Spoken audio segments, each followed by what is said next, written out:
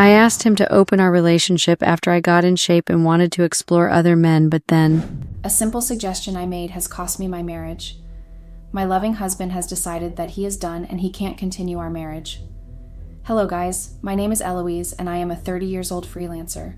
I'm married and the name of my husband is Mike. Mike and I have been married for 4 years and have known each other since our high school days. Mike is 33 years old. He is a lawyer and is doing very much for himself. Mike and I had a wonderful relationship growing up.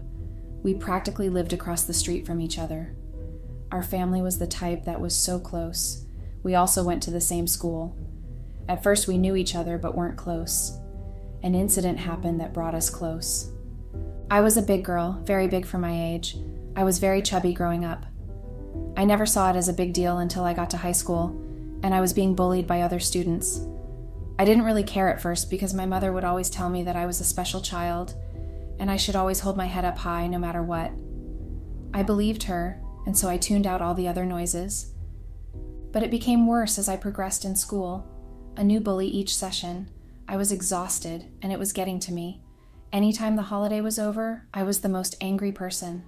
I disliked going to school. The thought of waking up early in the morning and dressing up for school was traumatizing for me.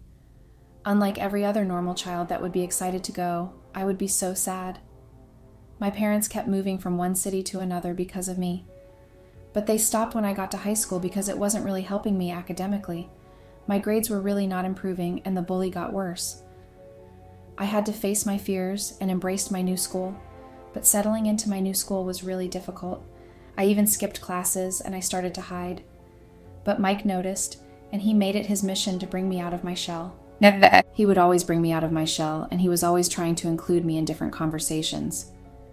Mike would insist on going to the cafeteria with me, taking me around the school to have a good view of the school building and a lot of important places around the school. Mike stood up against my bullies, and I was really very happy. I began to get my self-confidence back. I was beautiful, I knew that, but I was also very conscious of my size. But Mike didn't care. We became so close that we practically did everything together. It was really nice. Our parents started to notice our closeness, and they teased us of being in love because of the level of our closeness. I didn't see Mike in that way because he always made me feel like I was his little sister. He was always so protective of me, and I was happy. I usually thought that he was way out of my league, and I made sure to always hide my feelings.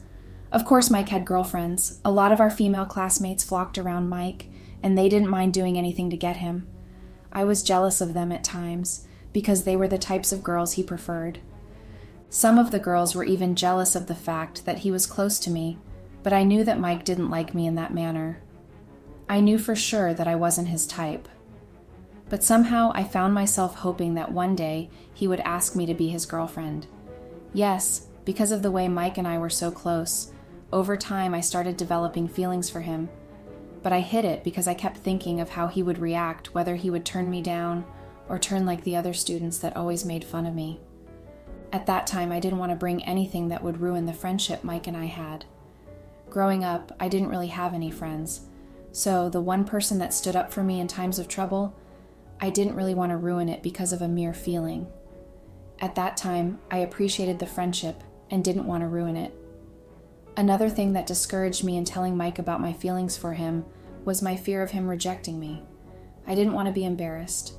In all my life, I have been embarrassed about my look, and being turned down by someone I had feelings for then would have been the highlight for my bullies.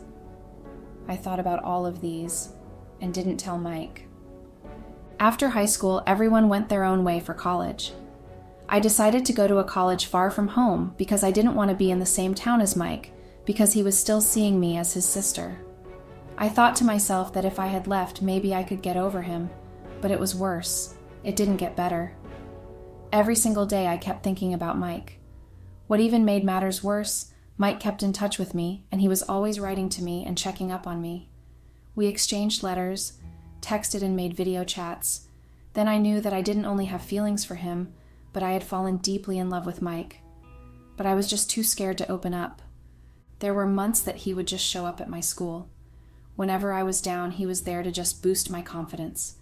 Of course, my new school was no different from high school, just that the high school experience was more intense. I got a lot of hurtful comments about my body shape. I thought I would get used to it, but at some point I broke down. Mike would always encourage and make me feel better. He recommended books for me to read so I could get over anything that bothers me. Mike really brought out the best in me during those times. Despite being out of shape and not really confident in myself, my vocabulary got improved, and I spoke really well, just that the confidence wasn't there to speak in front of an audience. Mike really brought out the best in me. He usually came to visit me in school despite the far distance. Our bond really got stronger, and the feelings I had for him became stronger each day. But I never saw us being more because he didn't show it to me. I lost some weight, but it wasn't much. I was still plus size, but thicker in the right places. Dating was hard for me, because guys preferred more slim ladies. At one time, I tried a dating site to see if I would be lucky and get matched with a guy. The few ones I got matched with rejected me because I was too fat and wasn't the type of lady they wanted to be paired with. I got so frustrated and was angry with myself. I told Mike about my experience, and he would tell me to not go too hard on myself and stop worrying about being rejected by the men on the dating site. I adhered to his advice, and since dating was tough, I decided to just stay away. After our graduation from college, I returned back home. At that time, I wanted to plan out my life. I had a discussion with my mom, who is my best friend, about Mike. I told her how I felt about him and my fear of being rejected. My mom advised me of opening up to him if I really liked Mike that much, but I couldn't. I just let things slide and hoped for the best. 3 months after our graduation, Mike asked me out on a date as usual. We both went on several dates, but as friends and nothing more. But this particular day, the date was different from the ones we had. We had dinner at a restaurant. The atmosphere was pleasing, and the view from inside was amazing. It was just a perfect spot for a proposal. Mike and I asked each other about our future plans and also chatted about other things. We ate and drank for a while before Mike proposed to me, not just his girlfriend, but his fiancée, because we had hung out a lot more than being just his girlfriend. Mike also confessed his feelings for me and how he held on with it because he wanted us to be done with our studies before going into any relationship so as to avoid any form of distraction. It was also at that point that I confessed my feelings to him and how I held back because I thought he would reject me like how other guys did because of my size. But before I accepted his proposal, I asked Mike if he would like to be with a woman like me and wouldn't be ashamed if we were couples. Mike didn't mind all of that, and he assured me to stay with me like he always did. We hugged, and I accepted his proposal. Mike and I got married 6 months after our proposal. It took that long because I wanted to lose some weight before the wedding. At some point, I broke down because I couldn't fit into my dream wedding gown. I had always imagined that one day I would lose some weight and wear a body-fitted gown for my wedding, but I couldn't because of my cis. Mike told me that he didn't care about my size, and we should go on with the wedding with any dress because I looked beautiful regardless. But I kept on postponing the event until after 6 months before I decided to go on with it. Mike and I said our wedding vows in front of family, a small group of friends and colleagues. It was a simple wedding. I didn't want to be body shamed on that day, and so we only invited a few people. The wedding went as planned, and for the first time in a long time, I was very happy. I was happy that I was getting married to not just a guy that I had feelings for, but for someone that stood by me and supported me in everything. I couldn't wish for anything else at that time. My husband and I started a new life somewhere far away from home. We didn't want any of our family members or friends to interfere with any of our business, because at that time we were both young. Mike and I wanted to also make new friends and thought maybe a change of environment would keep me away from those that really bullied me. Of course, the new city we moved to wasn't that easy, but it was much better. 2 years after we got married, I was still at home doing nothing. Getting a job was difficult because I didn't like the work environment and was insecure. I felt like I was just stagnant, and after watching a couple of weight loss transition videos, I decided to lose weight. The first 6 months was hell, but Mike kept encouraging and told me everything was going to fall in place at the right time. I got really motivated by his words. I was also keen on getting in shape. I wanted to lose weight so badly and was ready to burn out fast. I wasn't happy with my shape. I wasn't even comfortable in my own body. I just needed to work out and be fit again. I got a personal gym instructor who taught me extra lessons. The process wasn't as easy as I had thought. A few days into the training, I had pains all over my body. At some point, I wanted to give up, but I was so determined to achieve what I wanted. Days turned into weeks, then to months, and after several months, I improved. I still didn't relent and worked even harder. After a few months more, I got into a better shape that I was comfortable with, unlike before. I wasn't as big as I used to be. I could do a lot of things that I couldn't do before, wear the type of clothes I wanted, and I was beginning to feel alive again. Mike really loved my new look and kept complimenting it. The process wasn't that easy, but it was worth it. Now this is where the real trouble begins. After my transformation, I started making new friends in the gym. Some of them even invited me to join them for a hangout. For the first time ever, I was invited to hang out and wasn't body shamed. I loved the new me and I was so proud of myself. I liked the change I was seeing and it made me really happy to not be too conscious of my body anymore. I felt like I was finally getting rewarded after IRSAR. Along the line, a lot of men approached me asking for my contact information. Some even wanted to go out with me. I was very happy that I was being noticed after being invisible for years. When I uploaded any pictures on my wall, I got a lot of compliments and had men flooding in my message asking me out. All of that got into my head, and I started ignoring Mike. I totally forgot about him. Mike noticed my behavior and asked if everything was okay, which I assured him. Since I got into shape, we didn't hang out as couples like we used to. I only focused on myself. That got Mike angry. We even had arguments on several occasions. Mike complained about me always going out and coming back early. At that point, I was always defensive because I didn't see anything wrong in hanging out with just a few friends. Mike didn't like it and told me to stop whatever friendship that would make me come back late at night. I didn't listen to him and continued to hang out. We stopped talking and I distanced myself from Mike. So one morning, after my husband was ready to go to work, and I was also ready to go to the gym as usual, I called Mike and told him I wanted to have a conversation with him. Without feeling any form of guilt or shame, I told him that we should open up our relationship. I told him my reason for suggesting that was because I didn't really have fun. My new friends were always talking about any time we hung out. I also told him that we could still be couples, but we both are free to have an affair outside. Mike was surprised and at the same time shocked to hear that from me. Out of anger, he threw the tray I had served him for breakfast. I was shocked to have seen that kind of reaction from Mike. The more I kept talking, the more Mike was angry. He looked like he wanted to give someone a heavy punch. Just then, he got up and punched the wall. It was so hard that his hands started bleeding. Immediately, I went inside to bring the first aid kit and help dress the wound. I stretched to take a look at his hand, but Mike pushed me out from his way. I lost balance and fell to the floor. My husband left home that morning angry and with a bleeding face. That day I kept thinking about what had happened. I was wondering how a simple suggestion would make Mike react the way he did. If he didn't like the idea, he should have objected instead of blowing hot. I didn't think too much about it and left for the gym that morning to do my normal workout routine. The gym became my favorite place. Sometimes after working out, I would stay a little longer and wait for Ryan, my new friend. Ryan and I didn't have anything other than friendship. We were just friends and nothing else. Ryan and I always have breakfast together after workout, and we talked over coffee. There were times Ryan made advances to him, but I kept turning him down because I was married. But we still maintained our friendship. So, after our usual breakfast that day, I went back home and did some house chores and watched movies throughout that day. That day, Mike didn't return back early like he used to. I tried reaching out to him, but his lines were switched off. I was worried that night, but was exhausted and was already feeling sleepy. After a while, I went to bed because I knew that he would take care of himself. The next morning, I was woken by a splash of cold water on my face. Immediately, I stood up, and I saw Mike standing with a bucket of iced water.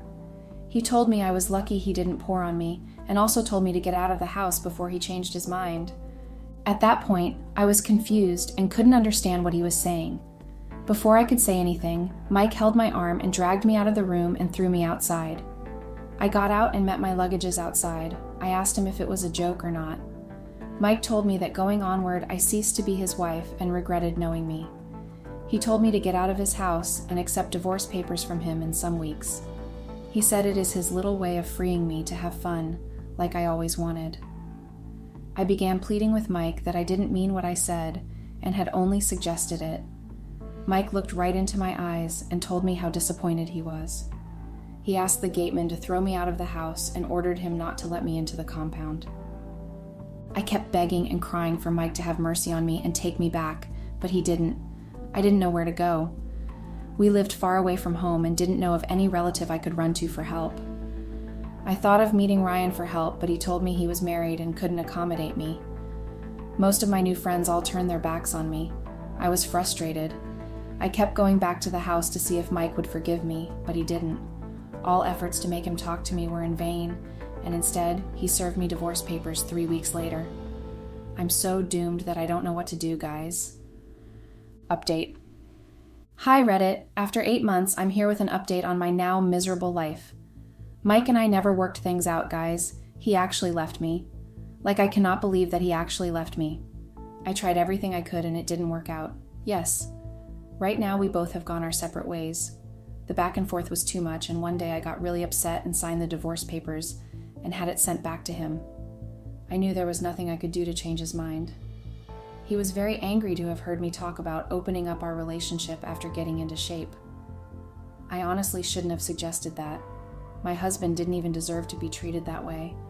Mike stood by me through thick and thin and even stood up for me when I couldn't defend myself.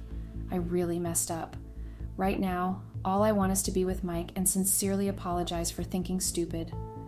I allowed my weight loss to cloud my head and didn't think straight. I wish I could express myself to Mike and tell him how sorry I am. The weight I wanted to lose so much has cost me a lot.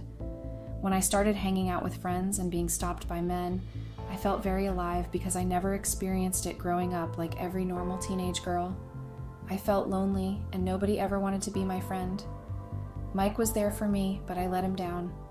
I thought going to the house one more time could make him have a change of mind, but it didn't. Mike couldn't even look at me like he used to. All I saw whenever I looked into his eyes was a man filled with so much anger and hatred. The sight of me despised him so much that he couldn't even stay in the same room with me for 10 minutes. I also brought my parents to help me talk to Mike, but all went in vain. He didn't listen to anyone, and he was bent on getting a divorce. The way he kept on embarrassing me was unbearable. At times, I do wonder if it's actually the Mike I used to know. Mike completely changed into a different person. He isn't the calm and gentle I-man used to know. Sincerely, life after being divorced is crazy. I really have nothing to substantial look forward to. It's like I'm back to square one all over again. When Mike and I got married, I wasn't doing anything. I quit freelancing altogether and was unemployed. Now that I'm fit, I still can't even get a job. The jobs I found either paid too little or had too many work hours. This has been my major challenge. I can't even go back to my parents because they wouldn't take me back. Life in the city is really hard for me right now. No money to fend for myself. Mike and I were only feeding on his own salary, and I was just too comfortable. I didn't know that a day like this would come. If anyone had told me that one day Mike and I would go out separate ways, I would have called that person crazy. There was even a time I went to the house to ask Mike to lend me some money, but I was turned off. The suffering was becoming too unbearable for me, and I just couldn't take it any longer. I thought he would pity me and help me, but he didn't. Honestly speaking, I regretted all that I did. It's been 3 months since our divorce, but I still can't get over my ex-husband. Every day, I'm stalking him to know what he's up to. Mike is really doing well for himself. He moved out from the house we rented, and he's in his own house right now. When we were still together, when we had planned to change houses, but I messed it up, I dare not show my face at his new place. The last time I went to see Mike in the house, he threatened to file for a restraining order, which I don't want to happen. Getting over Mike would not really be that easy for me.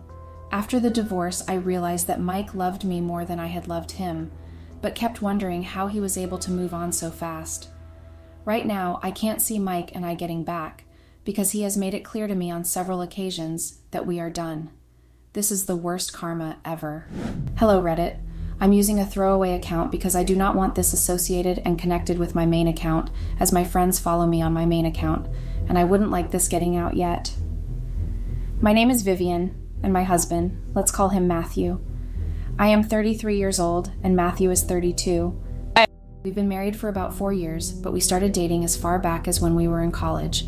We clicked almost instantly. Our connection was undeniable, and everyone around us could see it.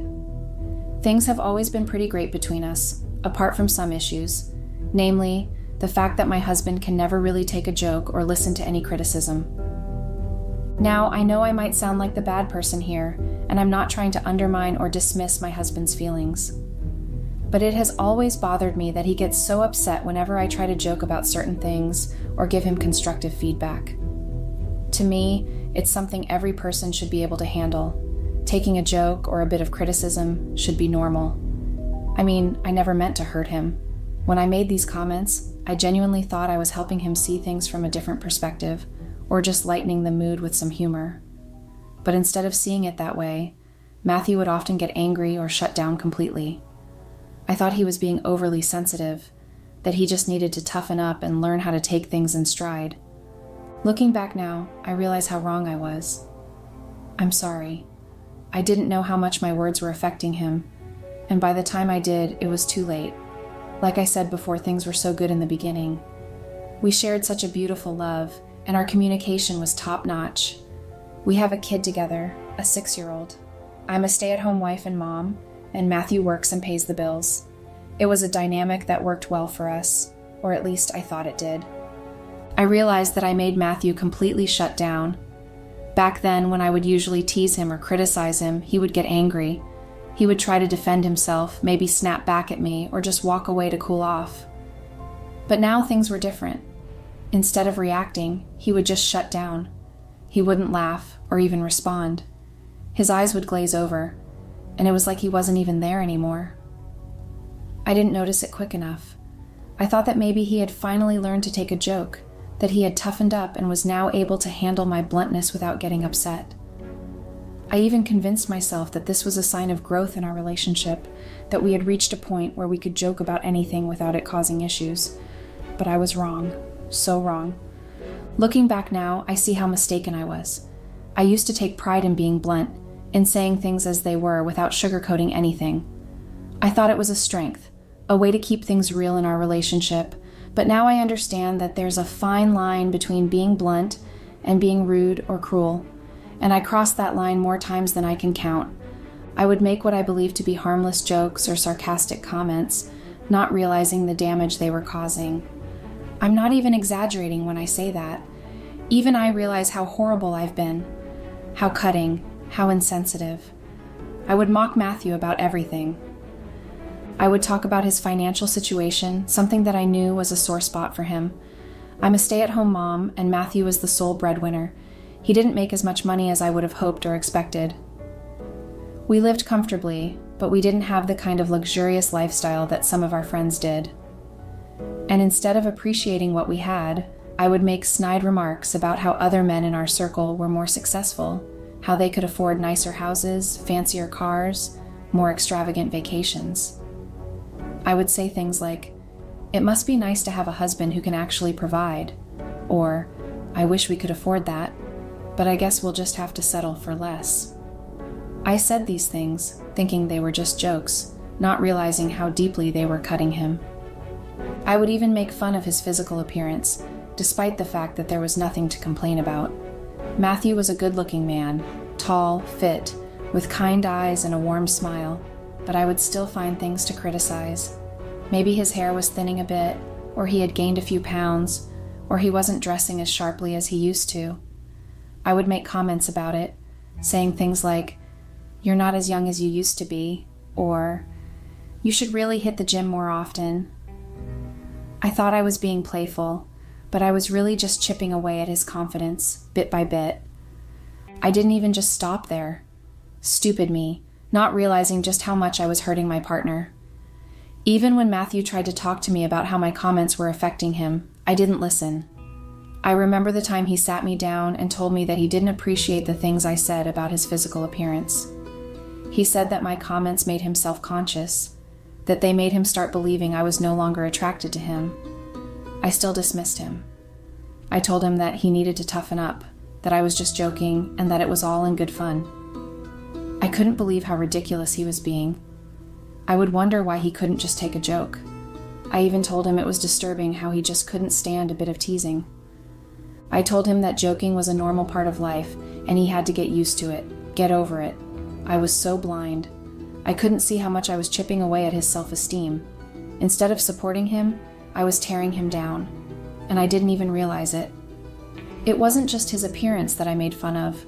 I would even make jokes about his emotional sensitivity. Matthew was a caring, empathetic man, someone who wasn't afraid to show his emotions. But instead of appreciating that, I would call him too sensitive and weak. I would make fun of him for crying during movies, for expressing how he felt about things, for being too soft. I thought it was funny to call him out for being less manly than I thought he should be. I saw his emotional needs as a sign of weakness, not realizing that I was the one who was weak for not being able to meet him where he was. I also made fun of what I perceived to be his lack of ambition. I would frequently tease him for not being driven enough, for not climbing the corporate ladder as fast as I thought he should be. I would constantly compare him to more successful men we knew, asking him why he couldn't be more like them. I implied that he was lazy, that he lacked direction. Every time he did something kind or went out of his way to help someone, I would mock him. I'd call him a simp, a pushover, saying he was too eager to please. I couldn't see his kindness for what it was, a strength. Instead, I saw it as a weakness, something to be ridiculed.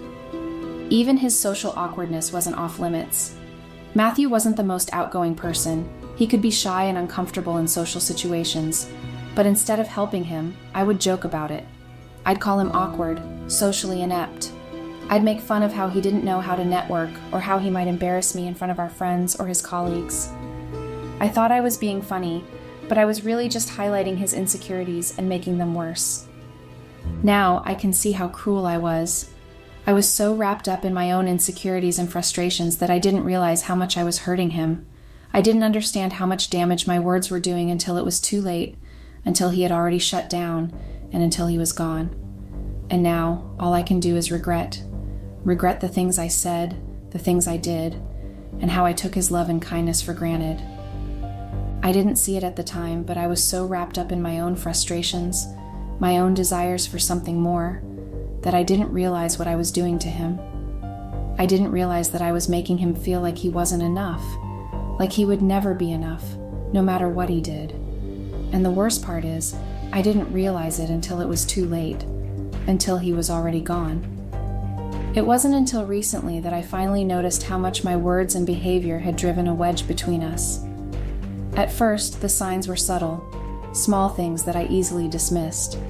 Matthew started giving me the cold shoulder more often, or he'd make snide comments under his breath.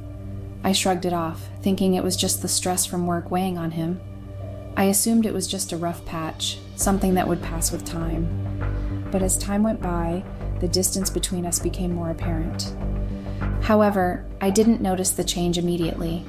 It took me far longer than it should have to realize that something was truly wrong. I was so wrapped up in my own world that I failed to see how much Matthew was pulling away. He had become very distant, almost like a stranger living in our home. Conversations that used to flow easily between us became awkward. I began to notice that he no longer confided in me about his day or shared his thoughts and dreams like he used to. He stopped initiating conversations, and when I tried to talk to him, his responses were brief and detached. It was as if he was building a wall between us, brick by brick, and I was too blind to see it happening.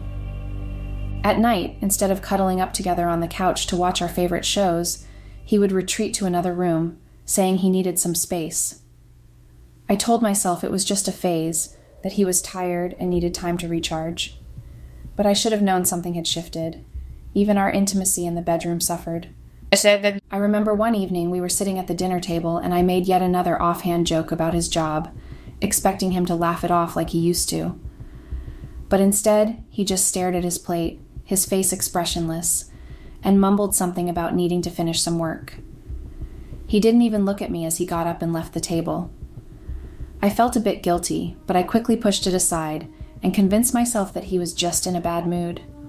As the distance grew, so did my frustration. I didn't understand why he was acting this way, why he was pulling away from me. I started to feel resentful. I thought that he was the one creating problems in our marriage. I told myself that if he would just toughen up and stop being so sensitive, things would go back to the way they were. But now, I realize how wrong I was. Matthew wasn't the one creating the distance. I was. My constant mocking, the jokes that I thought were harmless, the criticisms that I believed were just me being honest, they were all pushing him away. Each time I made a sarcastic remark or belittled his efforts, I was chipping away at his self-esteem in our relationship. And by the time I finally noticed the space between us, it was too late. The damage had already been done, and I have no idea how to fix it. The breaking point finally came for Matthew, and looking back, I can't say I didn't see it coming. We had been planning to buy a house, something we had both been really excited about for ages. House hunting was supposed to be fun, but instead it became this huge source of arguments. I kept wanting to look at homes way above our budget. I insisted that we at least look at them, just to see what was out there. Matthew, on the other hand, was realistic. He kept telling me that we just couldn't afford those kinds of houses, and that looking at them was only setting ourselves up for disappointment. He tried time and time again to explain to me that we simply couldn't afford the houses I wanted to see. He told me there was no point in looking at something we couldn't realistically buy, but I didn't listen. I should have been more understanding, should have seen where he was coming from. But I didn't. Instead, I got angry. I was frustrated that he wasn't willing to even consider the kind of house I wanted. So, in a moment of irritation, I made a snarky comment that if only he had a better paying job, like some of our friends, then we wouldn't have to worry about the budget. I'll never forget the look on Matthew's face when I said that. It was like I'd slapped him. He seemed really hurt, more hurt than I'd ever seen him. For the first time, I realized my words had really done some damage. It wasn't just a harmless joke. I had really cut him deep.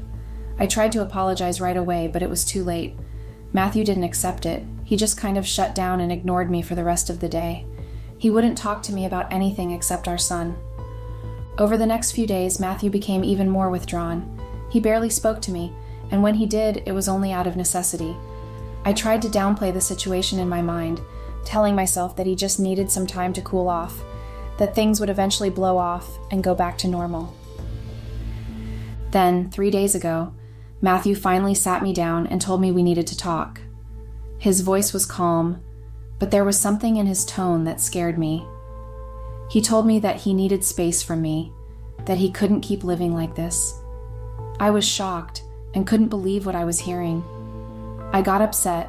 I told him he was overreacting and that we could just work through it like we always had.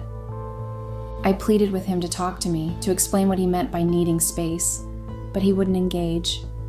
He just quietly packed a to-go bag, gathered a few essentials, and then left while I stood there, frozen in place. It was like a bad dream. I kept staring at the door, waiting for him to come back and tell me it was all a mistake or a prank. But he didn't. He was gone, and for the first time, I truly understood the gravity of what I had done. I feel so lost and confused right now, and I'm at a complete loss for what to do next. I never thought it would come to this, but here I am, trying to figure out how to make things right after making so many mistakes. I keep replaying everything in my head and wondering where I went wrong and how I can fix it. I know I messed up. I know it was wrong, and I'm truly sorry for the way I treated Matthew. It took me a while to see just how deeply my words and actions had hurt him, but now that I do, I feel this overwhelming regret. But I'm not sure how to go about it. How do I approach him after everything that's happened? How do I convince him that I've changed and that I'm committed to making things better? I want to show him that I understand the gravity of what I did and that I'm willing to work on myself and our relationship. I want to prove to him that I can be a better partner and that I'm capable of treating him with the respect and love he deserves. I'm turning to Reddit because I need advice. I need to hear from people who might have been in a similar situation or who have insights into how to make amends in a relationship. I'm hoping that maybe, just maybe, there's a chance to repair the damage I've done. I want to find a way to communicate my regret and show Matthew that I'm serious about making things right. Any advice or suggestions on how to approach this would be greatly appreciated. Update. Hey Reddit, so it's me and I'm here with a bit of an update. Despite the harsh feedback I've received, I found this place somewhat helpful for venting, so I think I'll continue updating here, especially until I resolve things with my husband. Today, we finally managed to get in touch. Matthew reached out because he wanted to see our child. I took the opportunity to try and talk things over, but at first he was pretty distant. He took our kid to the park and I tagged along. We watched our child play from a distance and eventually we had a long conversation. During our talk, Matthew opened up about how my words had made him feel insecure and chipped away at his self-esteem. He said that my constant teasing and harsh remarks had made him feel like less of a man. I apologized. I tried that I thought I was just joking and didn't realize the impact my words were having. Matthew pointed out that if I had truly meant well, I would have stopped when he first expressed how hurtful my comments were.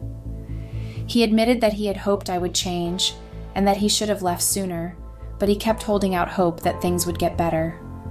I was on the verge of tears, but I tried to hold back because we were in a public place. Matthew told me he didn't see himself coming back home or getting back together. He said that even the thought of returning to our home and back to me felt frightening to him, which made him realize how serious he was about wanting a divorce. I was devastated and tried to argue. I told him it was wrong for him to make this decision based on some mere words, but he just shut down. No matter how much I apologized or pleaded, he remained silent and continued to watch our child play. Matthew promised he would come back the next day, and he did. He's been visiting regularly after work on his days off to see our kid. Our child has asked him why he isn't staying at home anymore, and Matthew has just explained that he's busy and that things will get better soon. I thought that after some time, Matthew might reconsider and realize he doesn't want a divorce, but it's becoming clearer that he's set on it. So I reached out to my parents and in-laws and asked for their help in talking to Matthew. They've all promised to try and mediate. My mother-in-law, in particular, is upset about the divorce. She's very religious and doesn't believe in divorce at all. She mentioned she couldn't believe Matthew would want to end things over some words, and said she would definitely talk to him. I'm hopeful that her influence might make a difference since Matthew really loves and respects her, and will most likely listen to her. I'll keep updating as things progress. Using Reddit as a sounding board has been helpful, even with the negative comments and DMs. Update. Hey Reddit, it's me again. I just need to vent a bit about how my life is turning to shit so quick. A lot of you pointed out that trying to use Matthew's mom to change his mind was manipulative, and yeah, I get it now. I was desperate and didn't know what else to do, so I thought I'd try anything. But as it turns out, that backfired spectacularly. Matthew got really upset with his mom. According to her, he even threatened to cut off contact with her if she brought up the topic of him not getting a divorce. It's incredibly frustrating because I thought she'd be able to talk some sense into him, especially since she's so opposed to divorce. But apparently she's more afraid of Matthew's anger than she is of her own principles. Now she's telling me to just accept the divorce and move on, saying it's all my fault. It feels like such a betrayal. My parents also tried to step in, but Matthew was even less patient with them than he was with his mom. So, that attempt hit a dead end too. I feel like I've exhausted every option available to me and it's overwhelming. I'm at my wit's end and don't know what to do next. I keep wondering if there's anything left to salvage or if I've just played all my cards. It's like I'm stuck in a no-win situation, and the more I try to fix things, the more I feel like I'm making them worse. I just don't know where to turn anymore. Update. Hey Reddit, it's me again. I feel like I need to vent because I'm so exhausted and honestly at my wit's end. First off, if you've noticed I haven't updated in a while, it's because life has been incredibly hectic. I've been trying to manage things on my own, and I'm not sure if Matthew will ever forgive me. I've even been served divorce papers, so it's really sinking in that this isn't just a temporary phase. Here's what's been going on. After everything went down, I realized I couldn't just sit around waiting for Matthew to come around. I had to get up and deal with reality. I fell back into my routine of handling the house. Previously, I spent so many hours crying, and I would only get out of bed to take care of our kid. But I knew I had to pull myself together. I've been sorting out the logistics, like figuring out how I'm going to manage the lease on my own. It looks like moving back in with my parents might be the only option. They're supportive and willing to help, which is a huge relief, but I still worry about the environment my child would be in. Then today, I got served with the official divorce papers, Honestly, I felt numb when it happened. I didn't cry immediately. It was like I was in a state of shock. The tears came later, but in that moment, it was just a surreal feeling. It's clear now that this is really happening. Matthew isn't going to magically change his mind and come back. He's determined to move forward, and the worst part is he wants custody of our child. I'm torn about this. I don't want to give him custody, but I've been thinking about it deeply. If I move back with my parents, I don't want my child growing up in an environment similar to the one I did. My parents aren't bad people, but I worry about the long-term impact on my child. To add salt to the wound, Matthew recently got a big promotion. For years, I supported him, and he never got a promotion like this. But now that we're apart, his salary has reportedly almost tripled. It feels like a cruel joke. I don't want to come off as a gold digger, but it's so hard not to feel angry and frustrated.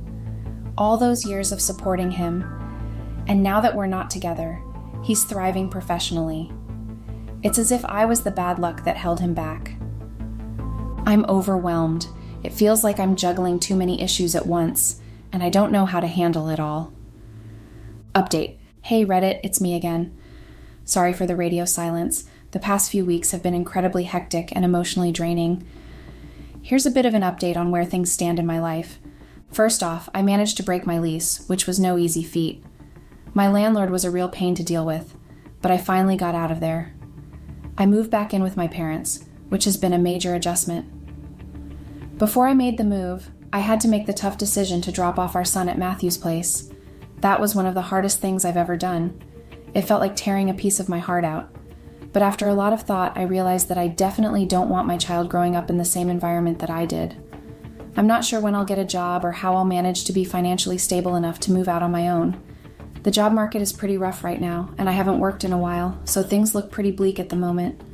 I didn't want my child caught in the crossfire of that instability, so it seemed best to let him stay with Matthew, who can provide a more stable environment. Speaking of Matthew, he's doing incredibly well professionally.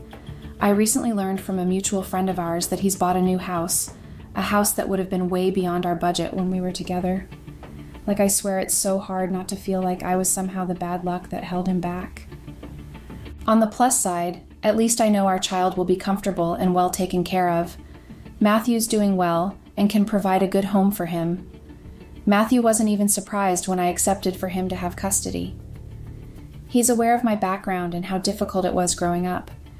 He knows how much I hated that environment and that I'd do anything to avoid putting my child through something similar. As for me, living with my parents has been challenging. They're not bad people, but they can be quite frustrating, and I really didn't want to come back here. It's not ideal, but it's the best I could manage under the circumstances. So, that's where things stand for now. Matthew's thriving, I'm trying to navigate life with my parents, and I'm still figuring out the next steps for myself. I don't have a lot more to update on at the moment, but I'll let you know if anything significant changes. Update. Hey Reddit, sorry for the radio silence. I've been adjusting to life back at my parents' house, which is something I genuinely never imagined would happen, especially at my age. I thought I'd left this place behind for good, but here I am. As promised, I wanted to update you on the major developments. The divorce is final, and unfortunately, the process was as cut and dry as it gets. No major complications, thankfully, and no assets to split. There wasn't much to fight over. I didn't qualify for any spousal support, which is a real blow since I could have used the financial help. Matthew got full custody of our child, and I've been granted visitation rights. He's generously said he'll hold off on child support for now, which is a relief. But once I find a job, I'll be expected to start contributing. The whole process was straightforward, since we had already agreed on custody arrangements before the divorce proceedings began, so there wasn't much to contest. Even though it's over, I'm left feeling like I'm stuck in a nightmare I can't wake up from. This isn't how I envisioned my life. This was supposed to be the person I'd spend my life with, and now he's just part of the past. And now I'm back at my parents' place, which is like a huge step backward. My parents are upset with me for not fighting harder for custody, which has made things awkward between us. I don't regret my decision, though. I still believe that leaving our child with Matthew was the right choice, given everything. It's hard, and there are days when I struggle to find the motivation to keep going, but thinking about my child keeps me going. They're the one positive thing in my life right now. So that's where I am. I appreciate the supportive comments and DMs I've received. They've meant a lot to me, even if they've been few. I need to focus on the next steps, job searching and finding a way to move out of my parents' house. I probably won't be updating as often because I want to put all my energy into finding a job and rebuilding my life. Thanks for sticking with me through this.